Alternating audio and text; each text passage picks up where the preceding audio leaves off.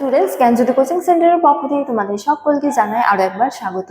তো স্টুডেন্টস, আজকের ক্লাসে আমরা যে বিষয় নিয়ে আলোচনা করব তা হলো ভক্তি আন্দোলনের উত্থানের কারণগুলি নিয়ে।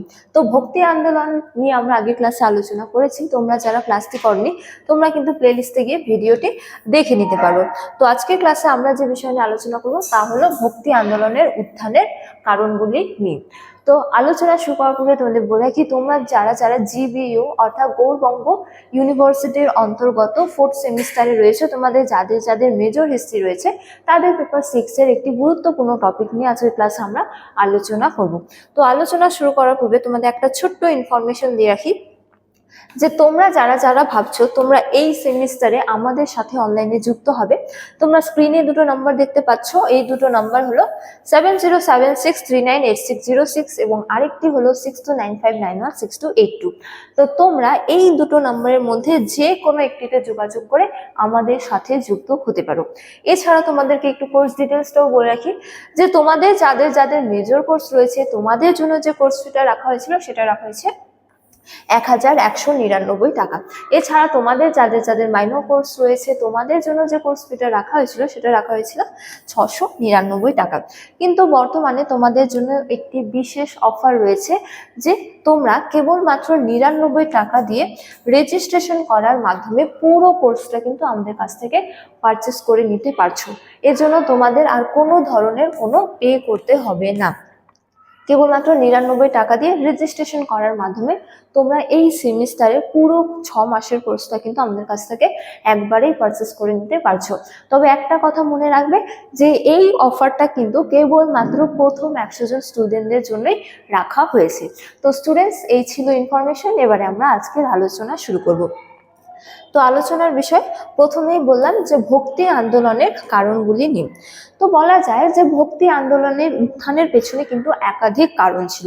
কেবলমাত্র হিন্দু ধর্মের যে কুসংস্কার তাই নয়, তার পাশাপাশি আরো বিভিন্ন কারণ দায়ী ছিল।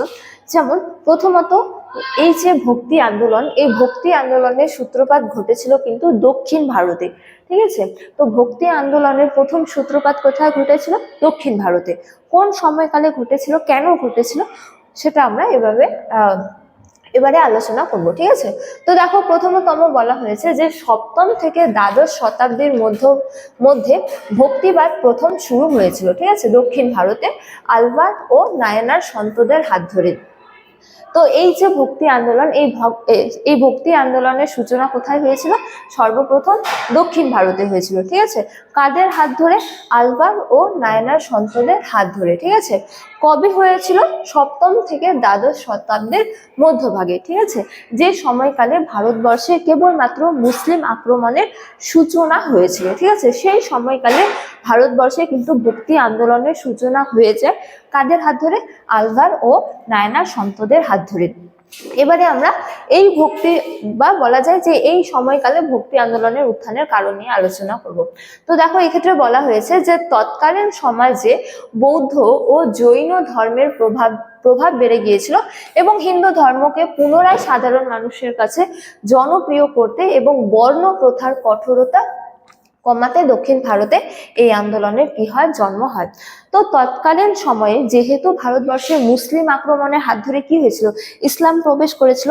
তো তার পূর্বে ভারতবর্ষের সমাজে কোন কোন ধর্ম ছিল? হিন্দু ধর্ম, জৈন ধর্ম এবং কি বৌদ্ধ ধর্ম। ঠিক আছে, তো সেই সময়কালে অর্থাৎ 7ম থেকে দ্বাদশ শতাব্দীর মধ্যভাগে সেই সময়কালে ভারতবর্ষে হিন্দু ধর্মের পরিবর্তে বৌদ্ধ ও কি জৈন ধর্ম ব্যাপক জনপ্রিয়তা লাভ করেছিল এবং হিন্দু ধর্মে কি হয়েছিল?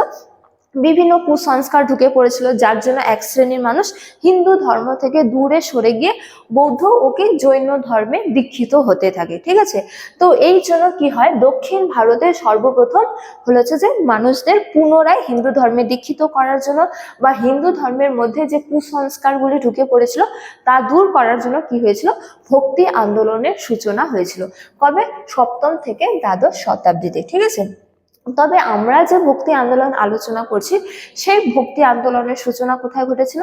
উত্তর ভারতে। ঠিক আছে, তো কোন সময়কালে এবং কেন হয়েছিল এবারে আমরা সেটা আলোচনা করব। তো সর্বপ্রথম কোথায় হয়েছিল? দক্ষিণ ভারতে। তারপরে কোথায় হয়েছিল? উত্তর ভারতে কিন্তু কিছুটা পরে হয়েছিল।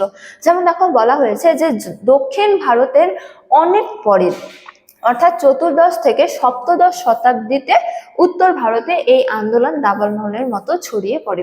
তো দক্ষিণ ভারতে হয়েছিল কবে? সপ্তম থেকে দ্বাদশ শতাব্দীতে, কিন্তু উত্তর ভারতে এই ভক্তি আন্দোলনের প্রসার ঘটেছিল চতুর্দশ থেকে সপ্তদশ শতাব্দীতে। ঠিক আছে, এছাড়াও বলা যায় যে এই আন্দোলন কেন হয়েছিল, কারণ কি ছিল এই ভক্তি আন্দোলনের উত্তর ভারতে বিস্তার লাভ করার। তো এক্ষেত্রে বলা যায় যে এই সময়ে ভারতে ইসলাম ধর্মের বিস্তার ঘটে এবং ইসলামের এক ঈশ্বর এবং সাম্যবাদ, সব মানুষ সমান, অর্থাৎ দেখে হিন্দু সমাজের নিচুতলার মানুষ সেদিকে আকৃষ্ট হতে শুরু করে। তো উত্তর ভারতে ভক্তি আন্দোলনের উত্থানের কারণ ছিল বৌদ্ধ ধর্ম ও জৈন ধর্মের জনপ্রিয়তা, কিন্তু উত্তর ভারতে এই আন্দোলনের বা এই ভক্তি আন্দোলনের হচ্ছে যে বিস্তার লাভের অন্যতম প্রধান কারণ ছিল ইসলাম ধর্মের জনপ্রিয়তা। ঠিক আছে, তো এই সময়কালে অর্থাৎ সেই সময়কাল থেকে মুসলিম আক্রমণ শুরু হয়ে যায় এবং মুসলিম আক্রমণের হাত ধরে ভারতে কি হয়ে যায়, ইসলাম ধর্মে প্রবেশ ঘটে। ঠিক আছে, এবং ক্রমে তার ব্যাপক প্রসার ঘটে সেই ইসলাম ধর্মের, কেননা ইসলাম ধর্ম ছিল কি একেশ্বরবাদী, অর্থাৎ এক ঈশ্বরে বিশ্বাস করতো ইসলাম ধর্ম, যে ঈশ্বর এক এবং অভিন্ন, ঈশ্বরের নিকট সকলেই সমান, অর্থাৎ সব মানুষই কি সমান। তো এই যে ইসলাম ধর্মের সহজ সরল বাণী, এই বাণীগুলি এক শ্রেণীর হিন্দু সমাজের মানুষদের কি করে, আকৃষ্ট করতে শুরু করে, যার জন্য তারা হিন্দু ধর্ম থেকে দূরে সরে গিয়ে ইসলাম ধর্মে দীক্ষিত হতে শুরু করে, যার পর কি হয়, যার পর উত্তর ভারতে ভক্তি আন্দোলনের সূচনা ঘটে। ঠিক আছে, বিভিন্ন পণ্ডিতদের হাত ধরে বা বলা যায় যে প্রবক্তাদের হাত ধরে। তারপরে দেখো বলা হয়েছে যে হিন্দুদের এই ধর্মান্তর ঠেকাতে এবং ইসলামী ভ্রাতৃত্ববোধ থেকে অনুপ্রাণিত হয়ে উত্তর ভারতের সন্তরা কি করে, যেমন রামানন্দ, কবির নানক ভক্তি আন্দোলনকে আরো সহজ ও উদার করে তোলেন। তো এই যে হিন্দু ধর্মের পরিবর্তে সমাজে ইসলাম ধর্মের প্রসার ঘটে, সেই ইসলাম ধর্মের প্রসারকে আটকাতে এবং তাদেরকে পুনরায় হিন্দু ধর্মে দীক্ষিত করতে এক শ্রেণীর বা বলা যায় যে উত্তর ভারতের সন্তরা কি করে, ভক্তি আন্দোলনের সূত্রপাত ঘটায়। কবে?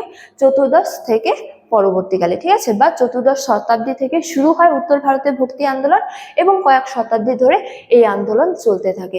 তো উত্তর ভারতে এই আন্দোলন কিছুটা পরে কি হয়েছিল, এই আন্দোলনের সূচনা হয়েছিল। তো স্টুডেন্টস, এই ছিল ভক্তি আন্দোলনের উত্থানের কারণগুলি নিয়ে আজকের আলোচনা ক্লাস এতটাই। তোমাদের সাথে দেখা হবে পরবর্তী ক্লাসে, তখন তোমরা সকলেই ভালো থাকো, সুস্থ থাকো। Thank you.